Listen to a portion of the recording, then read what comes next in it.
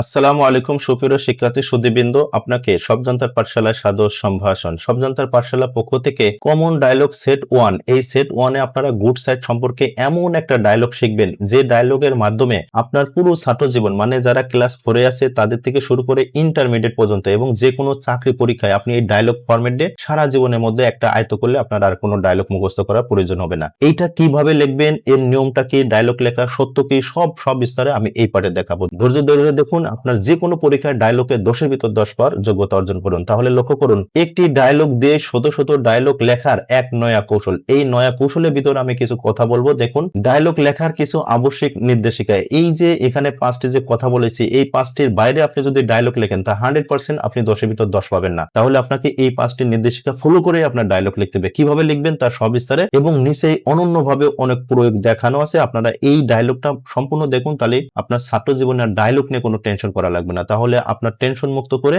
এই অনন্য জ্ঞানমূলক ভিডিওটা আপনি নিজে মনোযোগ দিয়ে সম্পূর্ণ ভিডিওটা দেখুন। তাহলে বন্ধুরা, আমি প্রথম ডায়লগ লেখার কিছু আবশ্যক নির্দেশিকা বলছি। তার মানে 1 নম্বরে বলা আছে, দেখুন, যে কোনো দুইজন ব্যক্তির নামের পরে কলন চিহ্ন বসবে। তার মানে এই যে দুইটা ফোঁটাকে বলা হয় কলন চিহ্ন। আপনি এইরকম চোখের মতো দুইটা দিলে এটা কলন চিহ্ন নয়, এটাকে বলা হয় বিসর্গ আর এইটাকে বলা হয় কলন। তাহলে দেখুন, এই যে ডায়লগ আছে, এই যে নাম আছে, নামের পরে আপনার 100% এটা দুইটা ফোঁটা দিয়ে কলন চিহ্ন দিতে হবে। এইটা হলো আপনার 1 নাম্বার ডায়লগ লেখার শর্ত। 2 বলা আছে, দেখুন, কলন চিহ্ন এরপর প্রত্যেক বাক্যে সোজাসুজি করে লিখতে হয়। তার মানে এখানে একটু লক্ষ্য করবেন। তাহলে এই যে আপনি দেখছেন এই কলন চিহ্ন, এইগুলো একদম সোজা হবে।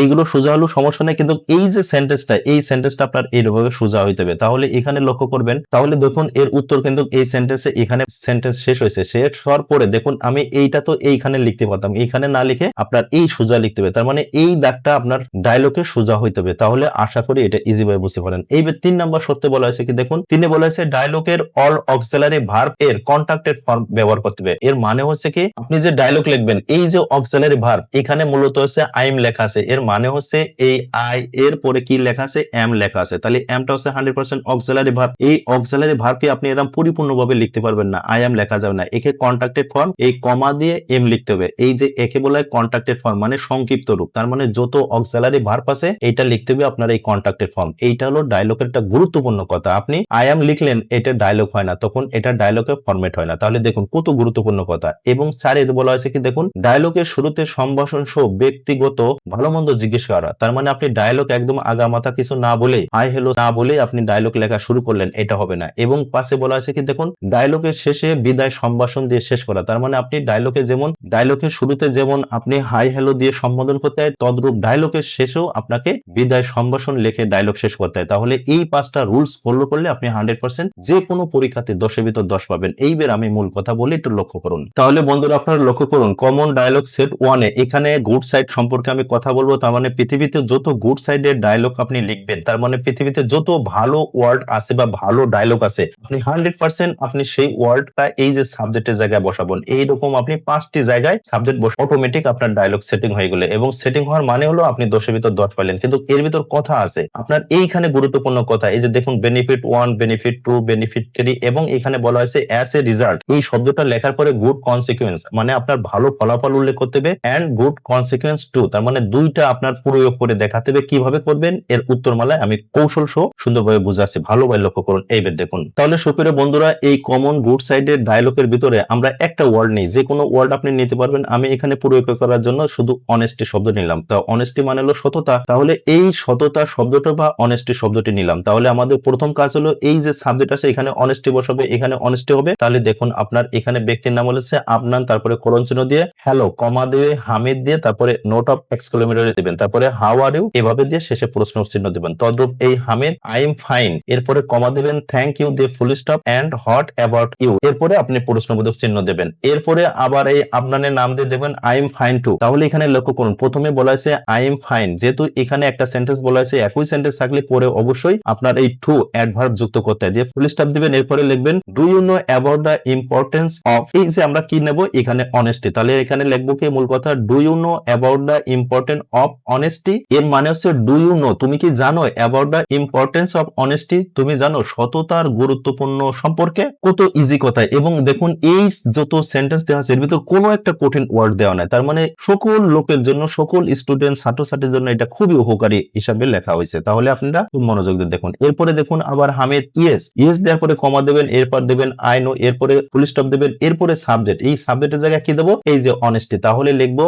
Honesty plays an important role in our life, তার মানে সততা পরিচালনা করে একটি গুরুত্বপূর্ণ ভূমিকা আমাদের জীবনে। দেখুন কত ইজি ভাবে বাংলা অনুবাদ এবং কত সহজতার এবং কত গুরুত্বপূর্ণ কথা। এরপরে আবার আপনার কাইন্ডলি অনুগ্রহপূর্বক কমা দেবেন, can you give me some information about this, এই সাবজেক্টের জায়গায় কি দেবো, এই অনেস্টি, তার মানে হচ্ছে যে অনুগ্রহপূর্বক ক্যান ইউ গিভ মি, তুমি কি দিতে পারো আমাকে সাম ইনফরমেশন, কিছু তথ্য অ্যাবাউট দিস অনেস্টি, এই সততা সম্পর্কে। দেখুন কত ইজি বাংলা অর্থ। এবার হামিদ বলছে অফকোর্স। এবার বন্ধুরা লক্ষ্য করুন, এই যে অফকোর্স লেখা আছে, এই অফকোর্স এর পর 100% ফুল স্টপ দিতে হয়। তদ্রূপ এই যে শিওর আছে, শিওরের পরে পরিপূর্ণ একটা ফুল স্টপ দিতে হয়, মানে এই অফকোর্স মানে অবশ্যই একটা পরিপূর্ণ সেন্টেন্স, এরপরে একটা ফুল স্টপ দিতে হয়, এটা সবসময় মনে রাখবেন। তাহলে অফকোর্স এই সাবজেক্টের জায়গায় কি দেবো, আমরা অবশ্যই অনেস্টি দেবো, তারপরে লিখবো অফকোর্স, অবশ্যই honesty is one of the greatest blessings not only in our country but also all over the world. তাহলে বন্ধুরা এইটুকুর একদম সহজতার বাংলা অর্থ আমি কি বলছি একটু লক্ষ্য করুন।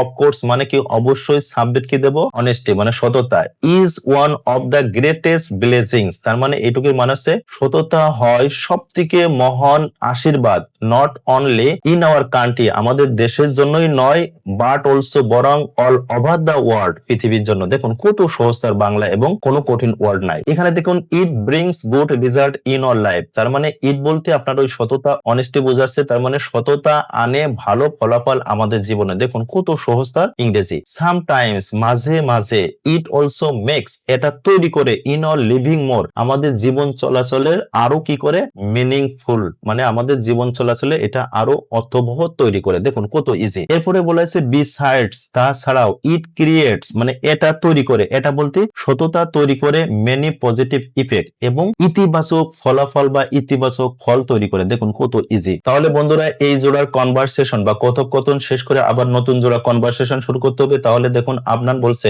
Can you give me some examples of how it helps, এর মানে হচ্ছে ক্যান ইউ গিভ মি তুমি কি আমাকে দিতে পারো সাম এক্সাম্পলস কিছু উদাহরণ, অফ হাউ ইট হেল্পস এটা কিভাবে সাহায্য করতে পারে। তাহলে বন্ধুরা এই প্রশ্নের উত্তরটাই আপনাকে গুরুত্ব সহকারে লিখতে হবে। তাহলে দেখুন হামিদ বলছে শিওর, আর এরপরে ফুল স্টপ দেবেন, এরপরে সাবজেক্ট, এরপরে বলা হয়েছে কি দেখুন এখানে সাবজেক্ট বলতে আমরা অনেস্টি নিই, তাহলে অনেস্টি হেল্পস আস টু, এরপরে একটা বেনিফিট ওয়ান দিতে হবে, এরপরে কমা দিয়ে আর একটা বেনিফিট ওয়ান দিতে হবে, এরপরে এন্ড লিখে আপনার বেনিফিট 3 দিতে হবে, এরপরে আবার আপনার লিখতে হবে অ্যাজ এ রিজাল্ট, এরপরে কমা দিয়ে গুড কনসিকুয়েন্স ওয়ান, তার মানে একটা ভালো ফলাফল লিখতে হবে, আবার এন্ড লিখে গুড কনসিকুয়েন্স টু, তার মানে আরেকটা ভালো ফলাফল লিখতে হবে, বা আপনার ভালো ফলাফল প্রভাবিত হয় এমন একটা সেন্টেন্স লিখতে হবে।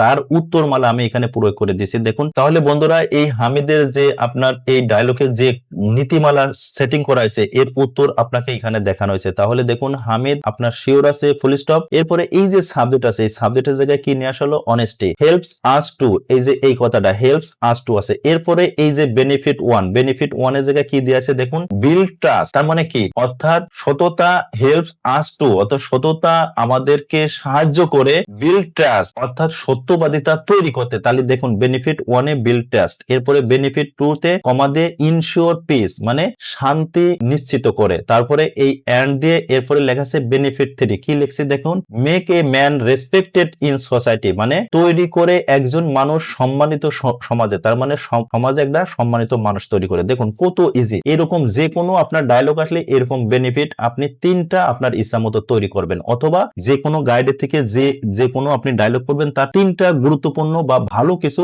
এরকম 3টা সেন্টেন্স আপনি সেটিং করবেন। এরপরে দেখুন এই যে অ্যাজ এ রিজাল্ট, এরপরে লিখবেন অ্যাজ এ রিজাল্ট, এরপরে এখানে বলা হয়েছে গুড কনসিকুয়েন্স, তার মানে ভালো ফলাফল দিতে হবে। দেখুন এখানে কি লেখা হয়েছে পিপল লিভ হ্যাপিলি, তার মানে অর্থাৎ লোকে শান্তিতে বসবাস করে, আবার এই এন্ড কথাটা দিয়ে এরপরে লেখা হয়েছে এই যে গুড কনসিকুয়েন্স টু তে দেখানো হয়েছে কি দেখুন দা নেশন বিকামস স্ট্রঙ্গার মানে জাতি শক্তিশালী হয়ে ওঠে। তাহলে দেখছেন কত ইজি। এইরকম আপনাকে এই গুড কনসিকুয়েন্স এবং benefit one benefit two benefit 3 এভাবে আপনাকে সেটিং করে আমার কিছু না। এরপরে তার মানে বন্ধুরা আপনারা এই যে এখানে যে কথাটা বলা হয়েছে এই সেটিংটা হলো গুরুত্বপূর্ণ, এই সেটিংটা ফুল কমপ্লিট হওয়ার পরে আর কোনো ওয়ার্ড শব্দ চেঞ্জ না করে আবার যা আছে তাই লেখা শুরু করবেন। তাহলে দেখুন আপনার এক্সেলেন্ট আইডিয়া, আপনার বলছে কি চমৎকার idea, thank you very much for your information, তোমাকে অনেক ধন্যবাদ তোমার এই তথ্যের জন্য, I have got an excellent idea আমি সুন্দর একটি ধারণা পাইছি। দেখুন কত ইজি। এবার হামিদ বলছে থ্যাংক ইউ টু, যেহেতু এখানে থ্যাংক ইউ বলা হয়েছে তাহলে এক একই শব্দগুলি পড়ে আপনার এই ট্রু যুক্ত করে অ্যাডভার্ব বসাতে হয়। এরপরে আমরান বলছে গুড বাই, বিদায়। I pray to almighty Allah for your better success, আমি সর্বশক্তিমান আল্লাহর নিকট তোমার সাফল্যের জন্য। তখন হামিদ শেষ কথা বলছে ফেয়ারওয়েল মাই লাভ, এর বাংলা সাহিত্য ঢং হচ্ছে বিদায় প্রিয়ে, সি ইউ এগেইন, আবার দেখা হবে। দেখুন কত ইজি আর কত সহজ। তাহলে সুপ্রিয় বন্ধুরা, এখানে যে ডায়লগটা বলা হয়েছে এবং এই 5টা নির্দেশিকা এর সেটিংটা উত্তরমালা আমি এখানে সুন্দর করে দিছি। এবার দেখুন একই কথা, আপনার যা আছে কোনো দাড়ি কমা কোনো ফুল স্টপ কোনো কিছু চেঞ্জ করবেন না, শুধুমাত্র এই যে লাল কালি আছে আপনি এই গুড সাইডে লিখবেন, আপনার এই গুড সাইডের এই জায়গা সেই সাবজেক্টটা লিখবেন। লেখার পরে এই যে এখানে যে 3টা বেনিফিট ওয়াজনে আছে আপনি 3টা বেনিফিট ওয়ান বসাবেন, তারপরে কনসিকুয়েন্স এখানে 2টা বসাবেন, দিলে অটোমেটিক হয়ে গেল। আর যা আছে তাই। আর সবসময় মনে রাখবেন এখানে যে এক্সক্লেমেটরি কমা আছে, এখানে যে কমা আছে, এখানে ফুল স্টপ আছে, এই যে এখানে প্রশ্ন চিহ্ন আছে, এই যে ফুল স্টপ আছে, এই শেষে ফুল স্টপ আছে, এখানে কমা আছে, এর কোনো একটা আপনি চেঞ্জ করবেন না, যা আছে তাই লিখুন, 10-এর ভিতর 10 নাম্বার পান। আশা করি ইজি ভাবে বুঝতে পারছেন। আর বন্ধুরা আপনারা এখানে একটা কথা মনে রাখবেন, এই যে আমরা এখানে কেবল গুড সাইড দেখলাম, আর কমন ডায়লগ আপনার ব্যাড সাইড দ্রুতই আমাদের এই সবজান্তার পাঠশালা চ্যানেল এবং ফেসবুক পেজে পাবেন। তাই দয়া করে যারা আমাদের এই সবজান্তার পাঠশালা ইউটিউব চ্যানেল থেকে দেখছেন দয়া করে আমাদের এই চ্যানেলটি সাবস্ক্রাইব এবং অল বাটন প্রেস করে রাখুন। আর যারা ফেসবুক পেজ থেকে দেখছেন দয়া করে আমাদের এই পেজটি লাইক ও শেয়ার করে আমাদের সাথেই থাকুন। দ্রুতই আপনি ব্যাড সাইড সম্পর্কে এইরকম একটা ফরম্যাট দিয়ে আপনি সারা জীবন ব্যাড সাইডের যে কোনো ডায়লগটা আপনি লিখতে পারবেন, খুব